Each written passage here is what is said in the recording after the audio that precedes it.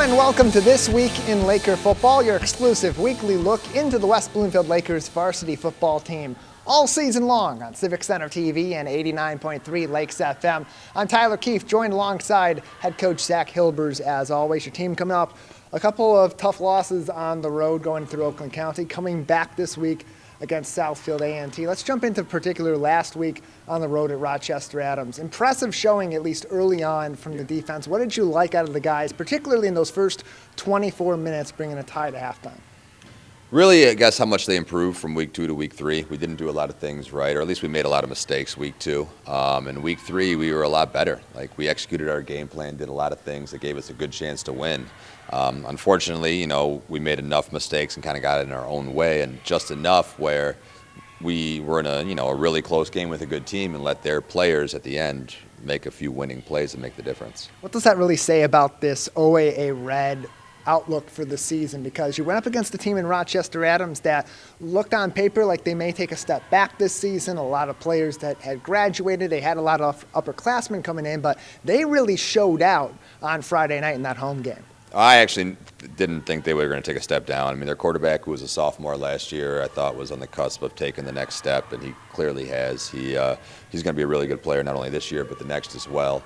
So we knew it was going to be a challenge, and to be honest, we made enough mistakes in the first half where we shouldn't have been tied 0-0 at halftime. We probably could have been up 10-0, 14-0, and maybe it's a little bit of a different game. You don't let them play their game, and in the close game in the fourth quarter, kind of play at their own style, at their own pace. We get up earlier on them. We might have a chance to speed them up a little bit, but we never quite were able to do that. Lakers losing last week on the road at Rochester Adams, 14-21. The week before that, 13-28 at Birmingham Groves. And this was really, like you said, Rhino Waters last week was fantastic. Over 100 yards passing in the air, 80 yards and 3 touchdowns on the ground. Really was that defense's first time seeing an experienced quarterback that really had command of his offense. What lessons did they learn despite a great first half, having those challenges from a quarterback and that offense that's got that experience in half number 2? I mean, I guess what we can really take from him is that he's a pretty resilient kid. Like, we really held them down, did a great job in the first half, and I showed the kids in film. In a lot of ways, I think he willed his team to win at a higher level than we did on our side. So, partially give him credit for doing that, but also kind of accept the challenge that, you just saw someone kind of wanted a little bit more than you, and that's can be disheartening. So, if we want to get to that level, we got to step it up. We talked about this before the first game of the year, and really when we were previewing your entire schedule for this year. Physicality was something you emphasized as being a key factor in every single game, and that was certainly evident these last 2 weeks. How have you adjusted to that? What conversations is your team having about what's to come ahead with a really tough schedule the rest of the way, especially in the trenches? Well, like I said at the start, I do think week 3 was definitely better than week 2. We were in it with a really good chance to beat a good team on the road. It just didn't happen. So we got to, I guess, use that to fuel us to get better still, but also understand that if you look at a pure trajectory, we definitely got better. We just have to continue to get better, obviously, to get where we want to be. And you're right, it's going to be, a lot of that's going to be to continuing to play sound physical football. A lot of games this season on the road for the Lakers. They come home this week at 7 o'clock to take on Southfield A&T in the homecoming game. Then it's right back on the road, Northern Oakland County again against Clarkston before a couple games back at the Swamp to round out the regular season home schedule. And Coach, back to your team on the offensive side this week. A little bit more balance. We saw the passing game really start to get involved. And this 2-quarterback system, that can be a benefit in some ways with the versatility, but in the others, it can be a little bit of a drawback trying to form that chemistry. What did you see develop that you liked this week from the offense, particularly in that passing game? Well, I guess, obviously, because we are implementing it, I don't think there's too much in regards of a chemistry, because we do practice together all week. What you see in a game when you split roles like that, you might kind of feel that way. But these guys have been throwing together and playing together all summer and all week to begin with. So we like the versatility that having the 2 guys out there can do, because they both are really talented kids that bring different things to the table.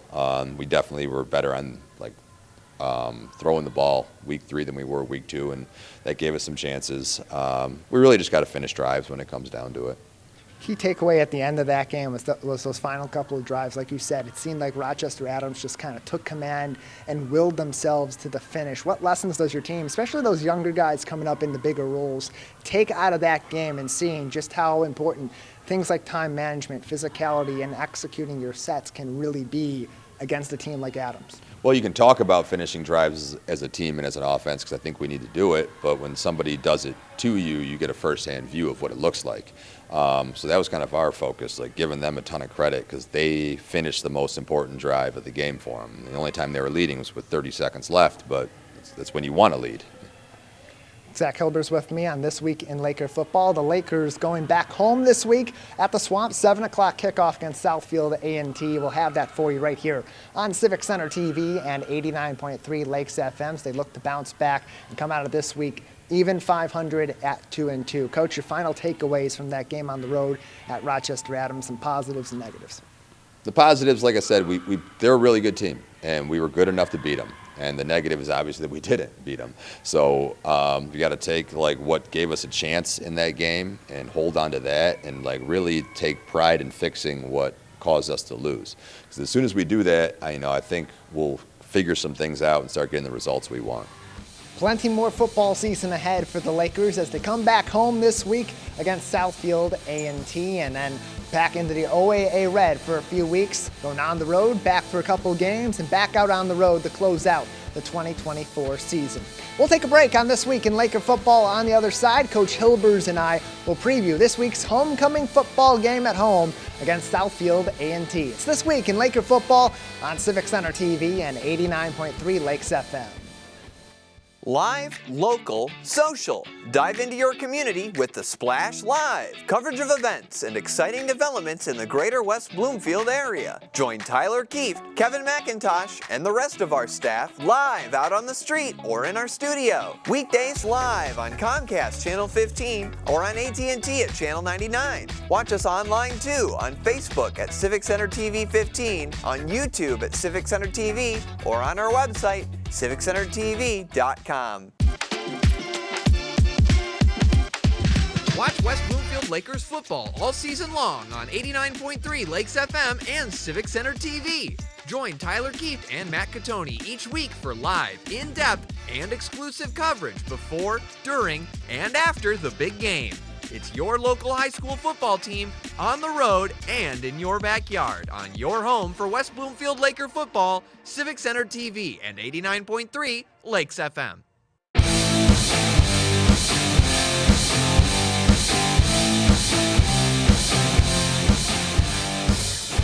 Welcome back to This Week in Laker Football, your exclusive weekly look into the West Bloomfield Lakers varsity football team all throughout the season. I'm Tyler Keefe, joined as always by head coach Zach Hilbers. Big game coming up for the Lakers this week, back at home, and it's a game that's always kind of marked on the calendar for these players every year, going up against Southfield A&T. Let's just start with that. What does this matchup mean to the team in terms of those relationships they've built over the years? Yeah, a lot of our guys played at some point youth football together with a lot of their guys, so there's always a lot of emotion, there's always a lot of pride at stake, and what I just finished telling them is like, you're always going to get their best shot. Like, I don't care what they look like, what their seasons look like, you're always going to get their best shot. It's a bit of a historical lesson, too, because you're coming in. It's the first time you've seen the Warriors since that semifinal game last fall. A little bit of heartbreak, maybe a little bit of revenge on the mind coming into this week? Yeah, we hope so. I mean, they had a lot of seniors last year. It's a new coaching staff, but it's the same colors and the same jerseys, and they're still who, took away what we had last year and what we really wanted. So we got to take some sort of pride in that and really focus on getting the job done. Yeah, maybe a new coaching staff with Coach Marshall having moved on to Birmingham Brother Rice, but Coach McKenzie comes in, a lot of football experience himself, a Super Bowl winner as a football player in the NFL. What does the Warriors team look like in 2024 from your first evaluation? Well, they are pretty strong on the offensive, defensive line, which I guess isn't surprising. They had some good players there last year that returned, and that's where Coach McKenzie's, expertise is. And they're always going to have some good team speed. We know that. From that point forward, I really just think we're more inwardly focused on doing what we have to do to keep getting better and get the results we want. Coming into this week, you're going up against a team, same record, 1-2 overall, a little bit of a different story. They've really struggled on the offensive end, but in some ways, throughout these 3 weeks, you've seen those shows of brilliance. So how do you keep your team focused then on not taking their foot off the gas, seeing the results from those first 3 games and knowing the kind of talent you have in all 3 phases? Well, I guess our results so far don't let us take our foot off the gas. You know, you can think whatever you want, but we're 1-2 and they're 1-2, and if we don't get the job done, we're in a pretty big hole. So it's really like the onus is on us to like turn this thing around and get it figured out. And like I said, you are going to get their best shot. Zach Hilbers with me, head coach of the West Bloomfield Lakers. Here on This Week in Laker Football, we'll have full coverage of the game. Homecoming Friday night at West Bloomfield High School, 7 o'clock kickoff right here on Civic Center TV and 89.3 Lakes FM. You talk about that Warriors team, a lot of players moving on, having graduated last year, but they're bringing back some of those really key guys that had great games late in playoff time, especially on the defensive side. Kenneth Brooks, one of those key players, another one in Jordan Melton. Those linebackers can really cause some problems, even for a strong front like you have in West Bloomfield. So how do you match up with that coming into this week, especially with the lessons you've learned from the physicality of Groves and Adams? Well, Zaya, you got to take them out of their game. I think, you know, Groves and Adams both have really good linebackers themselves that'll come up and hit you when you let them. So we really kind of keyed them and made sure they weren't going to disrupt our game too much. In a lot of ways, we did a good job. Just all it took was a few plays here and there, and at least last week where Adams' middle linebacker could really change a drive with a big play. So it's really just about continuing the focus and making sure that we don't have those 1 or 2 plays that make a difference. As you've said, as you've evaluated your team's performance last week and as we've previewed this week's game with Southfield A&T, how important are these 48 minutes in focusing in on the rest of the season with a really tough OAA red schedule coming up over the next several weeks? Yeah, I mean, with the OAA red schedule, then the crossovers, and finishing with Roseville, who's won a few games themselves, you know, it's not getting easier. We know it's going to be a challenge no matter what. So, yeah, I would say it's imperative that we get out and at least have a good showing, protect our home turf and our home field. Other than, of course, picking up a win, more points than the other team on Friday night, what are some of the other keys you're hoping to take away from and be celebrating in that locker room come the end of those 48 minutes on Friday?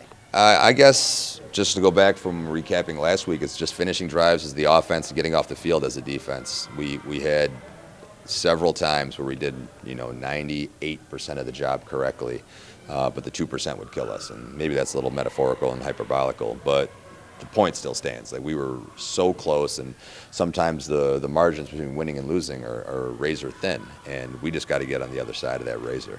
Juan Esper, another player coming into this week from Southfield A&T. You'll hear that name a lot on Friday night, a 500-yard receiver. We talked about that linebacker talent. On the defensive side, this game's going to be won in all 3 phases with the Lakers executing on high command Friday night. Coach, thank you so much. Of course, thank you. We thank you also for tuning in to This Week in Laker Football. Invite you onto our live broadcast Friday night, 7 o'clock kickoff, a little bit of pregame before that, and of course you'll see us right here on This Week in Laker Football. In the meantime, head on over to civiccentertv.com/Lakersports and follow us across social media for more coverage of West Bloomfield football all season long. For the entire athletic department at West Bloomfield High School and our team at Civic Center TV, I want to thank you for tuning in to This Week in Laker Football.